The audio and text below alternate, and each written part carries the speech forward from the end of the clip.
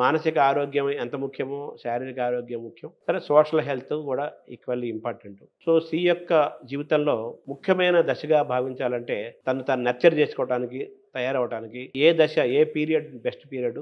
అప్పుడు మనం ఏం చేయాలి? ఏం చేయకూడదు? ఎవరి పాత్ర ఎంతెంత ఉంటుంది మేడం? స్త్రీ జీవితంలో పుట్టినప్పటి నుంచి అన్నీ ఇంపార్టెంటే.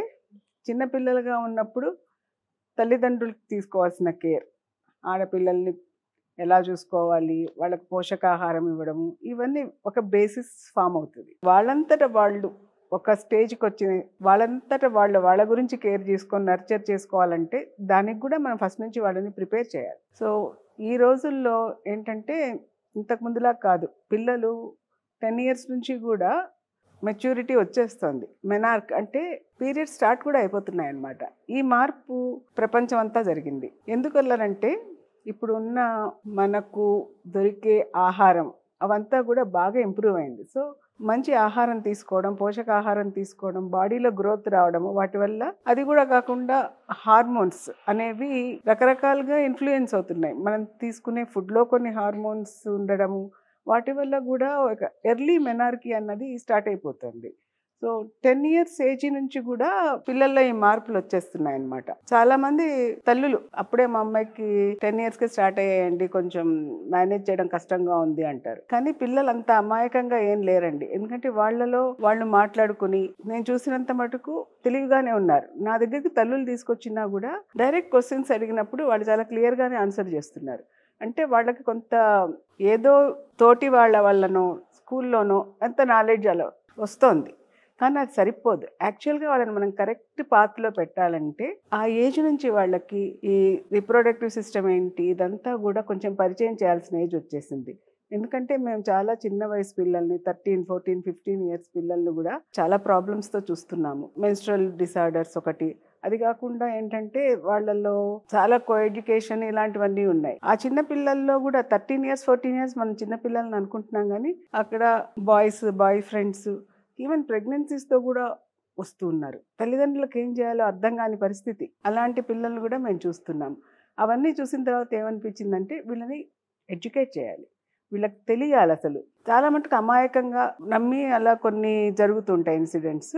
కాకపోతే వాళ్ళకి ఈ రిప్రొడక్టివ్ సిస్టమ్ అంటే ఏంటి, పీరియడ్స్ అంటే ఏంటి, ఒకసారి పీరియడ్ స్టార్ట్ అయ్యాక ఎగ్ రిలీజ్ అనేది స్టార్ట్ అవుతుంది, ప్రెగ్నెన్సీ రావడానికి అవకాశం ఉంది, వాళ్ళు ఎలా జాగ్రత్తలు తీసుకోవాలి, ఎలాంటిది ఉండాలి, ఈ లైఫ్లో అది చాలా ఇంపార్టెంట్ ఘట్టం. ఆ టైంలో వాళ్ళకి ఏదైనా ఎఫెక్ట్ అయిందనుకోండి లైఫ్ లాంగ్ వాళ్ళు బాధపడతారు. అందుకని వాళ్ళని ఎడ్యుకేట్ చేయడానికి యాక్చువల్గా మా గైనకాలజిస్టులు అందరూ చాలా మటుకు స్కూల్స్కి వెళ్ళి వాళ్ళకి నేర్పించాం. చెప్తూనే ఉన్నాం చాలా స్కూల్స్లో, ఇది ఈ ఏజ్లో ఇలాంటి చేంజెస్ వస్తాయి మీ బాడీస్లో, మీరు జాగ్రత్తగా ఉండాలి, ఏది మంచి ఏది చెడు అని తెలుసుకోవాలి, అందరినీ నమ్మకూడదు, బ్యాడ్ టచ్ ఏంటి గుడ్ టచ్ ఏంటి, ఇలాంటివన్నీ కూడా ఇంట్లో కూడా తల్లులు చెప్పాలి. ఇవన్నీ దానికి సిగ్గుపడకూడదు, వాడితో ఫ్రీగా డిస్కస్ చేయాలి తల్లిదండ్రులు కూడా. ఈ విధంగా పిల్లల్ని ఎడ్యుకేట్ చేస్తున్నాం మేము.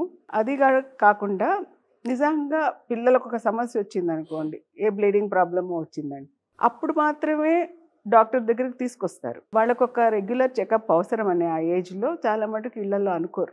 యాక్చువల్గా అయితే ఒక గైనిక్ చెకప్, రిప్రొడక్టివ్ హెల్త్ గురించి అవేర్నెస్ ఇవన్నీ క్రియేట్ చేయడానికి 13 నుంచి 15 ఏళ్ల వయసులో ఉన్న పిల్లల్ని ఒక్కసారి డాక్టర్ దగ్గరికి తీసుకురావాలి. మనం వాళ్ళని మొత్తం వాళ్ళ ఫిజికల్ హెల్త్, జనరల్గా ఉండే ప్రాబ్లమ్స్, రిప్రొడక్టివ్ సిస్టమ్ ఎట్లా ఉంది, ఇలాంటివన్నీ కూడా ఒకసారి చూడడానికి అవకాశం ఉంటుంది.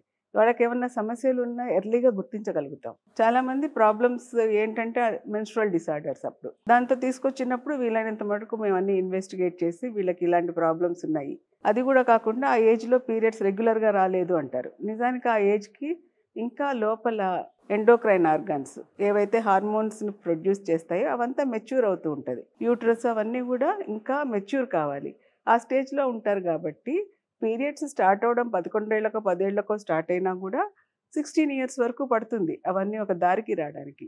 16 years వరకు పీరియడ్స్ రాని వాళ్ళు కూడా ఉంటారు, దాన్ని ప్రైమరీ ఎమెనోరియా అంటారు. దానికి కూడా చాలా రీజన్స్ ఉంటాయి. అంటే లోపల ఒక్కోసారి గర్భాశయమే ఉండకపోవచ్చు, అండాశయాలు చిన్నవిగా ఉండొచ్చు, లోపల రిప్రొడక్టివ్ ఆర్గన్స్ ఫామ్ కాకపోవచ్చు, ఇట్లాంటి సమస్యలు ఉంటాయి.